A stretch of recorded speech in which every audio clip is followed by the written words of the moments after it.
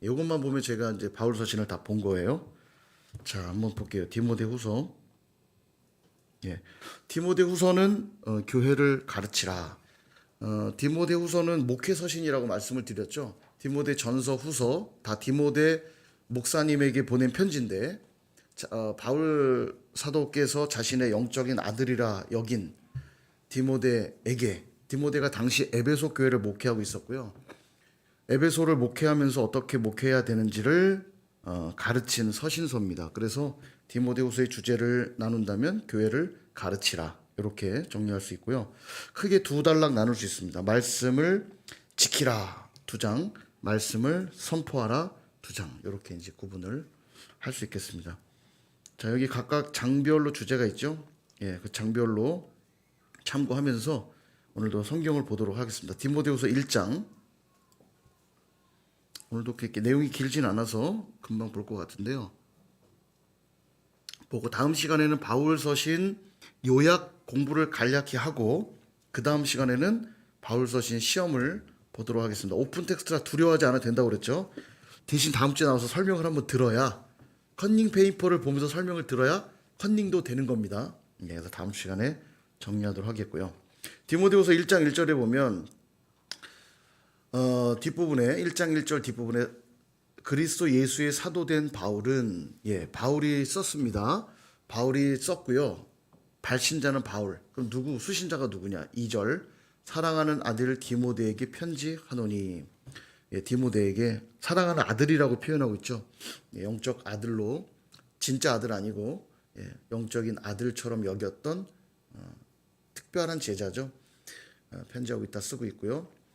근데 디모데에게 너가 어떻게 목회자가 되었는지를 조금 언급하는 대목들이 있어요. 그의 믿음과 여러 상황들을 언급하는데 5절에 보니까 내 속에 거짓이 없는 믿음이 있음을 생각함이라. 그러니까 굉장히 신실한 믿음을 가졌던 예수의 제자였던 걸 알 수 있는데, 그 믿음이 어디로부터 왔다고 얘기하냐면 먼저 너의 외조모, 외할머니 로이스와 내 어머니 유니게 속에 있더니 내 속에도 있는 줄 확신하노라.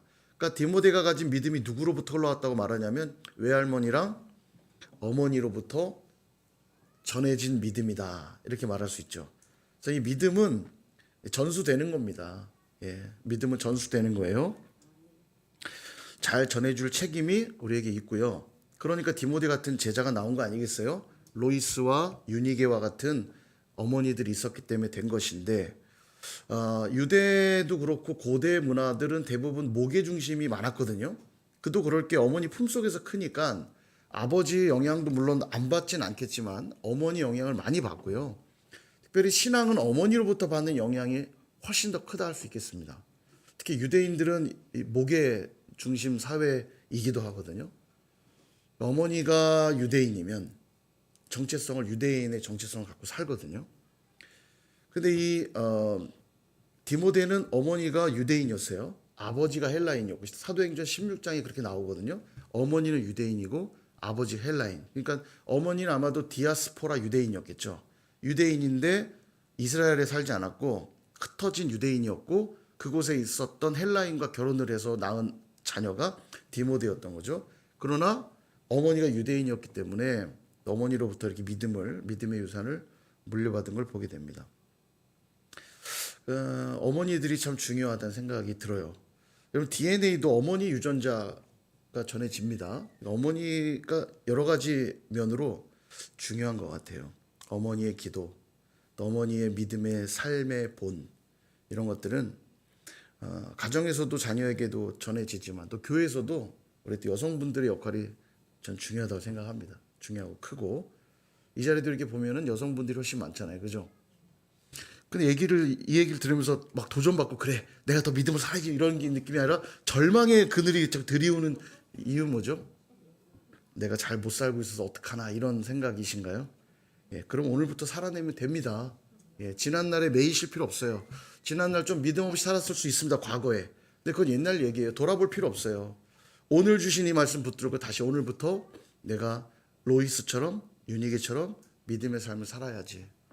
가족들을 위한 기도의 제목들이 많이 올라옵니다. 여러분, 기도하시면 돼요. 지난날의 시간에 얽매일 필요 없습니다. 지금부터 살아내는 것이 필요하고 또 소망해야 되고요. 믿음은 전수되는 거거든요.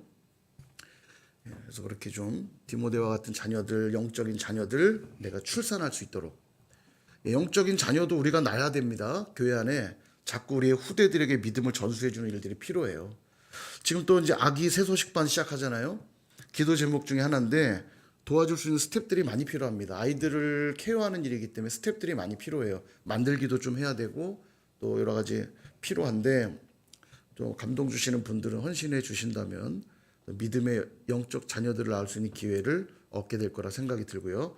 자, 그래서 그런 믿음이 너에게 있다 말하면서 6절, 내가 나의 안수함으로 내 속에 있는 하나님의 은사를 다시 부릴 듯 하기 위하여 너로 생각하게 하노니. 7절, 기억해라. 하나님이 우리에게 주신 건 두려워하는 마음이 아니요. 뭔가 디모데 안에 두려워하는 마음이 있던 것 같아요. 근데 그것은 하나님 주신 마음이 아니다. 하나님 우리에게 준 건 뭐냐? 능력과 사랑과 절제하는 마음이다. 우리도 기억할 필요가 있습니다. 우리도 하나님이 우리에게 주시는 것은 두려워하는 마음이 아니에요. 우리 안에 두려움이 있을 수 있습니다. 그러나 두려움은 하나님이 주시는 마음이 아니에요. 하나님 우리에게 능력을 주시고 사랑을 주시고 절제하는 마음을 주신다. 그러므로 8절 뒷부분, 복음과 함께 고난을 받으라. 능히 복음과 함께 고난을 받을 수 있도록, 감당할 수 있도록 하나님에게 능력 주시고 사랑 주시고 절제하는 마음 주신다. 자, 그 다음에 15절에 보니까 아시아에 있는 모든 사람이 나를 버린 이 일을 네가 안 하니.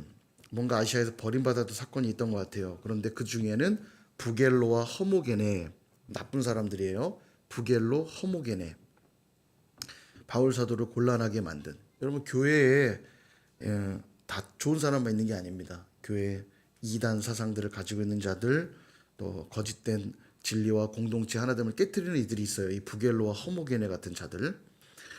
그러나 또 16절에는 오네시보로라는 자도 나오죠. 오네시보로의 집에, 아마 오네시보로뿐만 아니라 그 가족들이 바울 사도를 자주 찾아가서, 감옥에 있는 바울을 찾아가서 격려해주고 그 다음에 자주 만나줬던 것 같아요.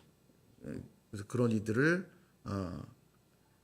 긍휼히 여겨달라 하면서 18절에도 에베소에서 많이 봉사했대요. 오네시보로가요. 그러니까 참 이런 귀한 가정도 있습니다. 교회 안에는 오네시보로 같은 자도 있는가 하면 부겔로와 허모게네 같은 자들도 있는 거죠. 오늘 우리가 오네시보로 같은 자가 되어야겠습니다. 그죠? 교회를 많이 섬기고 또 격려해주고 서로 세워주는. 자, 2장에 보면은 이제 권면을 합니다. 너가 이제 목회자이기 때문에. 그러나 이건 제가 늘 말씀드리죠. 디모데에게, 목회자에게만 주시는 요구가 아니라 우리 모든 성도들에게 주는 요구라고 해도 틀리지 않습니다. 자, 무슨 요구를 하냐면, 무슨 권면이냐면 1절, 내 아들아 너는 그리스도 예수 안에 있는 은혜 가운데서 강하고, 2절, 많은 증인 앞에서 내게 들은 바를 충성된 사람들에게 부탁하라. 그들에게 가르칠 수 있으리라. 그래서 어떻게 살라고 요구하냐면 3절, 예수의 좋은 병사로 살아라. 자, 좋은 병사는 어떤 사람이 있냐면 4절에 자기 생활에 얽매이는 자가 하나도 없나니, 자기 생활에 얽매이지 않고 병사로 모집한 자를 기쁘게 하는 자다. 그게 좋은 병사죠. 군인은 절대로 자기 생활에 얽매이지 않습니다. 군대를 다녀오신 분들은 알겠지만, 심지어 물건조차도 싸제, 외부에서 들어온 물건을 사용하지 못하게 해요. 군 납품만 쓰게 돼 있고, 철저하게 모집한 자, 국가의 요구에 따라 거기에 생활 스케줄에 맞춰 살게 돼 있죠. 그게 이제 좋은 병사인데, 우리를 모집한 분은 누굽니까? 우리를 좋은 병사로 모집한 분은 하나님이시고, 예수의 좋은 병사니까 예수님이 우리를 모집하셨잖아요. 그러므로 좋은 병사는 예수님의 뜻대로, 예수님의 말씀대로 살아가는 자들이 예수의 좋은 병사겠죠. 그죠? 자, 그 다음 또 하나가 뭐냐면 5절에 경기하는 자가 등장합니다. 경기하는 자들은 반드시 법대로 경기해야 된다. 그래야만 승리의 관을 얻는데요. 당연하죠. 달리기면 달리기에 맞는 룰, 수영이면 수영에 맞는 룰, 운동 경기에 맞는 룰을 제대로 해야, 반칙하면 패하잖아요. 반칙패, 실격패. 경기의 법대로 해야만 승리자의 관을 얻는 것처럼, 우리가 경기하는 자라면 경기하는 법은 뭘까요? 역시 하나님의 뜻이고 하나님의 말씀이겠죠. 하나님의 뜻과 말씀대로 살아야만 승리자의 관을 얻겠고요. 6절에도 또 수고하는 농부라는 또 비유를 들죠. 수고하는 농부도 마찬가지입니다. 곡식을 심고 거두는 원리대로 심고 인내하고 거둬야만 열매를 얻는 것처럼 좋은 병사, 경기하는 자, 수고하는 농부 전부 다 하나님의 뜻대로 우리가 행해야 될 것들을 요구하고 있습니다. 우리의 정체성이 그렇다는 거죠. 자, 그 다음에 15절에 보면 또 이런 요구도 해요. 너는 진리의 말씀을 옳게 분별하며 부끄러울 것이 없는 일꾼으로 인정된 자로 자신을 하나님 앞에 드리기를 힘쓰라. 그렇습니다. 우리 그리스도인들이 가져야 될 되게 중요한 말씀이에요. 진리의 말씀을 늘 옳게 분별하며 부끄러울 것이 없는 일꾼으로 인정된 자로 하나님께 내 자신을 드리라. 우리의 기준이 늘 하나님이어야 한다는 요구입니다. 하나님이 우리 삶의 늘 기준이셔야 되고 누가 보든지 안 보든지 누군가에게 그럴듯하게 보이기 위해서 신앙생활하는 게 아니잖아요. 그죠? 하나님 앞에 하나님이 인정된 자로 서기를 힘써야 된다. 그러려면 역시 진리의 말씀을 옳게 분별하는 일이 필요하겠죠. 말씀 가운데 늘 살아야 됩니다. 또 경건하지 아니한 자들이 또 나오는데 17절에 보면 악성 종양이 퍼져나감과 같은 이들이 있는데요. 경건하지 아니한 자들 후메네오와 빌레도가 나옵니다. 자, 앞서서 부겔로와 허모게네가 있었고 이번에 또 후메네오와 빌레도가 있습니다. 역시 교회 안에 이런 이들이 있어요. 악성 종양. 암이 퍼져나가면요. 몸이 큰일 나잖아요. 그런 존재가 있다는 거죠. 근데 이들이 어떤 말들을 했냐면 18절에 보니까 부활이 이미 지나갔다. 부활은 없다. 예, 그렇게 해서 어떤 사람들의 믿음을 무너뜨리고 있다는 거죠. 예, 그래서 이런 이들로부터 교회를 지키고 또 신앙을 지키고 자 그리고 또 요구합니다. 무슨 권면을 하냐면 20절부터 보면 우리가 잘 아는 또 유명한 말씀인데 큰 집에는 그릇들이 있는데 어떤 그릇이 있냐면 금그릇, 은그릇, 나무그릇, 질그릇 있고 귀하게 쓰는 것도 있고 천하게 쓰는 것도 있다. 그렇죠? 귀히 쓰는 그릇도 있고 막 쓰는 그릇도 있어요. 근데 중요한 건 뭐냐면 귀하냐 천하냐 금이냐 은이냐가 아니고 결국은 쓰임받는 그릇은 어떤 그릇이냐. 21절 자기를 깨끗하게 하면 귀히 쓰는 그릇 되어 거룩하고 주인의 쓰심에 합당하며 모든 선한 일에 준비함이 되리라. 예, 자기를 깨끗하게 하는 것. 이게 뭐 윤리 도덕적인 깨끗함도 있을 수 있지만 영적인 정결함도 요구하는 거죠. 아까 말한 것처럼 악성종양과 같은 태도, 악성종양과 같은 말, 악성종양과 같은 그런 행동들, 예, 이런 모습으로는 하나님께 쓰임받을 수 없을 뿐만 아니라 버림받습니다. 하나님이 심판하죠. 그리고 거룩하고 정결하게 준비될 때 하나님이 쓰신다. 그러므로 22절 청년의 정욕을 피하고 주를 깨끗한 마음으로 부르는 자들과 함께 의와 믿음과 사랑과 화평을 따르라. 예, 그렇습니다. 혼자 신앙생활 잘한다고 되는 게 아니라 더불어 함께 깨끗한 마음으로 주님을 부르며 의를 쫓고 믿음을 쫓고 사랑을 쫓고 화평을 쫓아야 된다. 예, 그게 또 영적인 깨끗함이라 말할 수 있겠죠. 3장에 넘어가면 이제 경고도 합니다. 마지막 이제 말세의 때의 특징을 설명합니다. 자, 말세의 특징 볼까요? 하나씩. 2절 자기를 사랑하고 예, 제가 저번에 한번 새벽에 설교 한번 했는데요. 자기 사랑 건강한 자존감을 갖는 것과 자기 사랑은 완전히 다른 내용입니다. 예, 자기를 자기밖에 모르고 자기만 중요하게 여기는 것이 자기 사랑이에요. 나르시스트라 그러죠. 예. 이런 이들은요 말 바꾸기를 좋아하고요. 왜냐하면 늘 자기가 중요한 사건 앞에서만 말을 갖다 붙이기 때문에 자꾸 말을 바꾸게 돼 있어요. 이 자기를 사랑하는 이들은요 자기를 객관적으로 보지 못하기 때문에 그때그때 하는 말이 달라요. 그러니까 이런 사람들하고는 예, 나르시스트는 사귀면 안 됩니다, 여러분. 예, 아주 위험한 사람들입니다. 예. 자기밖에 모르는 사람, 자기를 사랑하는 이들. 근데 말세 이런 이들이 늘어나고요. 그 다음 돈을 사랑하고요. 예, 오늘날하고 딱 맞아요. 잘 보시면 자기 사랑 어마어마하죠. 오늘날 시대에 돈 사랑하는 이들, 그다음에 돈을 자랑하고 교만하고 비방하고 부모 거역, 감사하지 않고 거룩하지 않고 무정하고 원통함을 풀지 않고 모함하며 절제하지 못하며 사나우며 선한 것을 좋아하지 않고 배신하고 조급하고 자만하고 쾌락 사랑하기를 하나님 사랑보다 더하고. 그죠?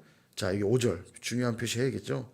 경건의 모양은 있으나 경건의 능력은 부인하니 이 같은 자들에게서 돌아서라. 말씀의 특징이 이겁니다. 경건의 모양은 있는데 경건의 능력은 부인하니. 참 좀 두려워요, 저는요. 여러분, 이게 경건의 모양이 있다라는 말이 뭘까요? 종교성은 있는데, 종교적인 행동들은 있는데, 종교적인 행위는 있는데 그 안에 껍데기만 있는 신앙. 이게 마지막 때의 또 특징입니다. 여러분, 과학이 발전하고 돈이 많아진다고 해서 사람들이 되게 막 이성적이고 종교성들이 사라질 것 같지만, 과학이 발전하는 시대가 될수록 더 사람들이 종교에 회귀하는 경향이 있습니다. 요즘 영화 보세요.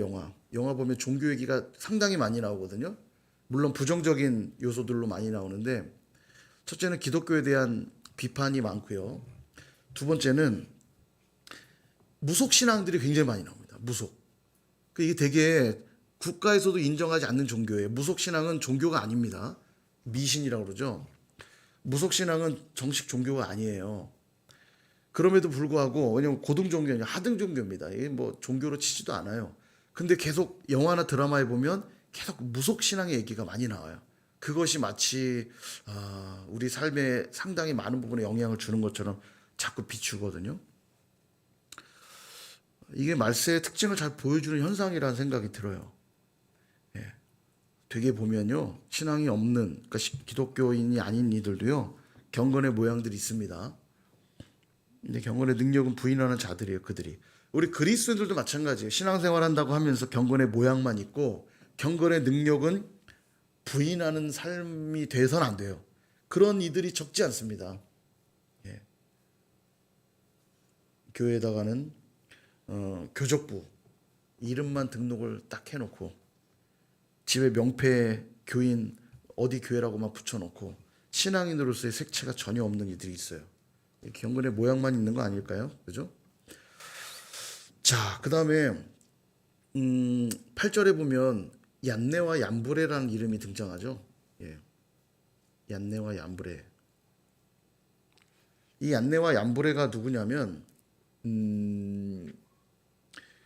출애굽 7장에 보면 모세가 이스라엘 백성들 데리고 나가겠다고 바로를 만날 때, 바로 앞에서 지팡이가 뱀으로 변하는 기적을 보여줄 때 그 마술을 똑같이 흉내냈던 사람들이 나오거든요.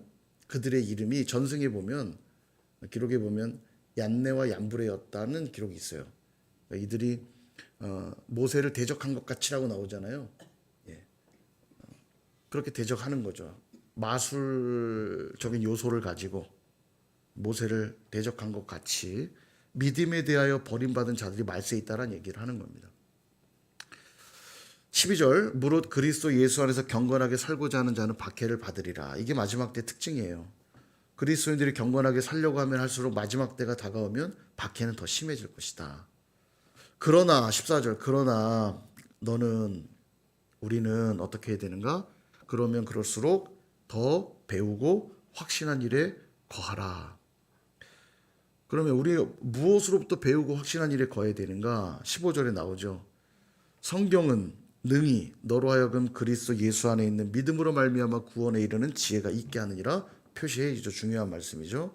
성경에 구원에 이르는 지혜가 있어요. 성경 안에 우리에게 주시는 말씀의 교훈 안에 그 배운 대로, 확신한 대로 그 안에 거해야 된다.